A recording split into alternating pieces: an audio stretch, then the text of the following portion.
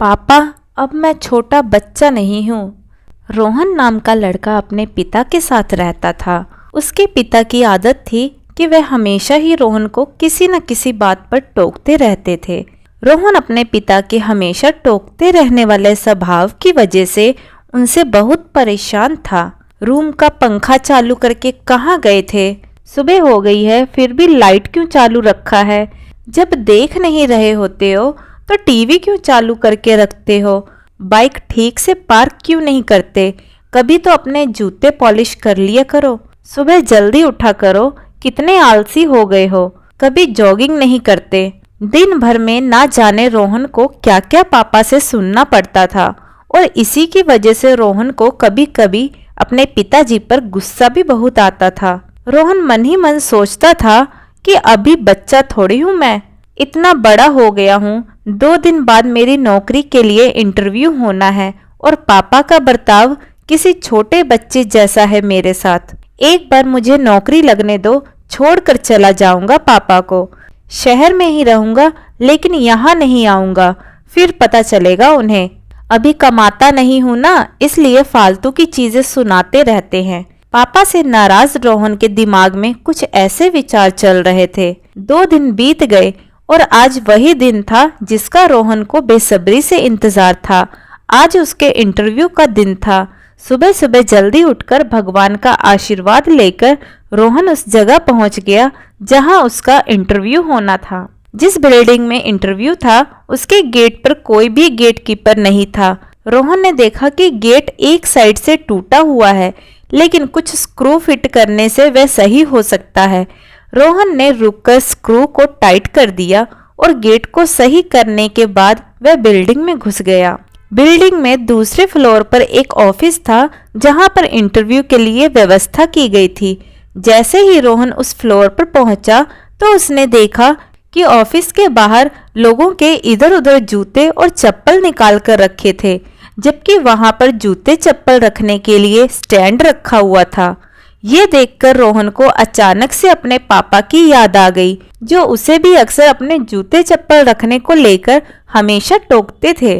रोहन से रहा नहीं गया और उसने बेमन से ही लेकिन उन सभी जूतों और चप्पलों को स्टैंड पर अच्छे से रख दिया। वहां पर आए सभी लोग रोहन की तरफ देखकर हंस रहे थे कि ये इंटरव्यू देने आया है कि चप्पल सही करने आया है कि चप्पल स्टैंड में रखने आया है। लेकिन रोहन ने उनकी तरफ ज्यादा ध्यान नहीं दिया और फिर अंदर प्रवेश करने से पहले रोहन की नजर ऑफिस के बाहर जल रही कई सारी लाइटों पर गई, जिनकी बिल्कुल जरूरत नहीं थी। सूरज की रोशनी इतनी थी कि लाइट्स बंद रहे तो भी कोई फर्क नहीं पड़ने वाला था। उसने बाहर जल रही सभी लाइटों को बंद किया और फिर ऑफिस के अंदर प्रवेश किया। रोहन ने देखा कि ऑफिस में 20-25 कुर्सियां रखी हैं, लेकिन आगे की 10 कुर्सियों को छोड़कर बाकी की कुर्सियां खाली हैं और उन कुर्सियों के ऊपर लगे 2 पंखे बेवजह ही चालू हैं। उसने फिर अपनी आदत के अनुसार दोनों पंखे बंद किए और बाकी फालतू पड़ी कुर्सियों को एक के अंदर एक रखकर साइड पर रख दिया और वहीं पर बैठकर अपने नंबर का इंतजार करने लगा।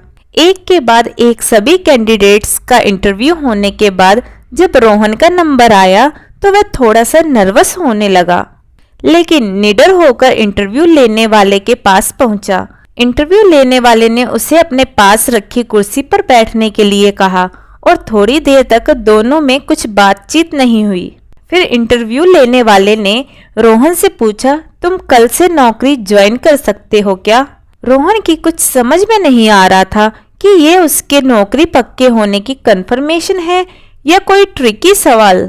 बाद में इंटरव्यू लेने वाले ने जब सैलरी और क्या काम करना है ये बताया, तब रोहन को यकीन हुआ कि उसकी जॉब पक्की हो गई है। रोहन बहुत खुश था, लेकिन समझ नहीं पा रहा था कि ना कोई सवाल और ना कोई एक्सपीरियंस के बारे में पूछा, फिर कैसे उसे जॉब के लिए फाइनल कर लिया गया। उसके चेहरे का सवालिया एक्सप्रेशन देखकर इंटरव्यू लेने वाले ने खुद ही कहा, कुछ सवाल और पेपर्स कभी आदमी की काबिलियत नहीं बता पाते। हमने इस बिल्डिंग में प्रवेश करने से लेकर प्रतीक्षा कक्ष तक सब कुछ अस्त व्यस्त सेट करके रखी थी।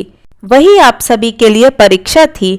हमने सीसीटीवी पर देखा कि आने वाले सभी कैंडिडेट्स में आप ही एक अकेले ऐसे थे जिन्होंने गेट के स्क्रू ठीक करने से लेकर बेवजह चल रहे बल्ब और पंखे बंद किए। ऐसा कर कर आपने चीज़ों को यूटिलाइज करना और बचत तथा रिजेक्शन कम करने जैसे गुण दिखाए। आगे बढ़कर आपने बूट और चप्पल और कुर्सियां ठीक करके दिखा दिया कि आप अपने काम के लिए कितने वफादार हो सकते हैं और किस हद तक जा सकते हैं। बस हमें इतने गुण ही काफी थे आपको नौकरी पर रखने के लिए। पूरी बात समझ में आने पर रोहन को फिर से अपने पापा की याद आई और याद आई उनकी हर कही बात।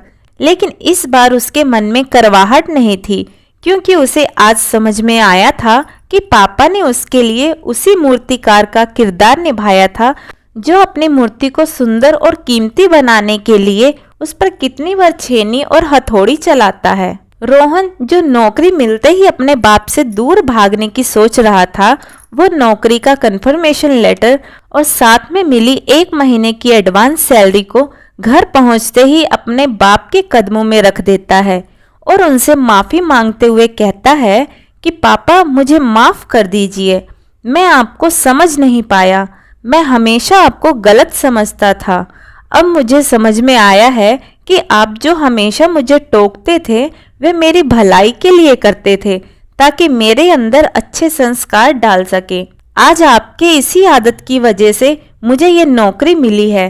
और ऐसा कहते ही रोहन की आंखों से आंसू निकलने लगते हैं। अपने बेटे के लिए आंखों में खुशी और गर्व के आंसुओं के साथ पापा रोहन को गले लगा लेते हैं और उसके सिर पर प्यार से हाथ फेरते हुए उसे आशीर्वाद देते हैं।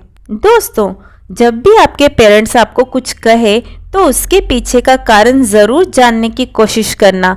कभी डांटे या टोके तो उसके पीछे के सद्भाव को समझने की कोशिश करना। एक बार आप अपने लिए गलत सोच सकते हैं मगर आपके पेरेंट्स नहीं। तो दोस्तों, आपको हमारी आज की यह कहानी कैसी लगी कमेंट करके ज़रूर बताइएगा।